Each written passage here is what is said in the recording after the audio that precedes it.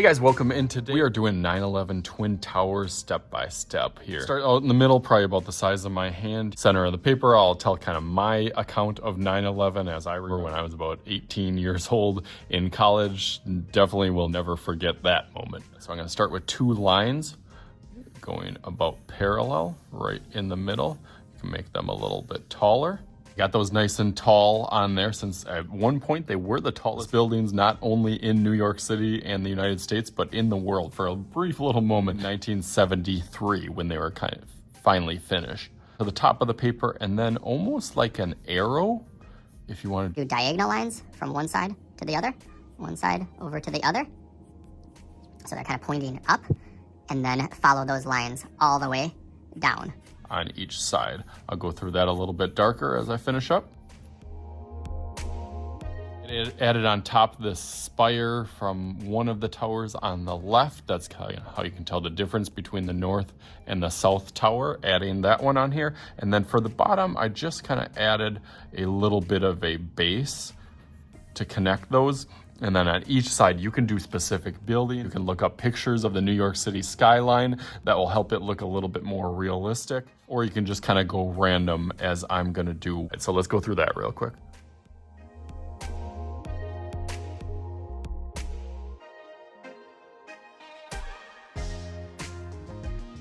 Okay, nice. The last thing I'm gonna do is do a couple like little lines on the bottom here. It does not have to be perfect. That's kind of the shore or by the Hudson Bay, maybe on one side of it. Do kind of a tree or kind of a bush line before it gets to that shore and that water. Go over that with Sharpie real quick, and then we'll start talking about what I'm gonna do for the background. So let's go. So as we're working and going our way through this, coloring and finishing up the last minute details, I just want to talk a little bit about September 11th for me. Like I said, I was about 18 years old in my second year of college. I will never forget that morning. I just got out of math class and I remember hearing some things and remember walking into like our cafeteria commons area, and there was just people gathered all around a TV. It was before the kind of the cell phone craze. So some people had kind of heard some things and messages. So it just everybody was kind of tuning in, and they ended up canceling our classes for the rest of the day. But I did have to work at Foot Locker, my favorite shoe store. And that was in the mall when we actually had a mall in my town, and the whole mall was just completely empty. There was no one in it. They didn't close, but it just was a really eerie, odd time and feeling for the next, couple weeks after that even. So that was kind of my, behind the scenes of kind of living through it.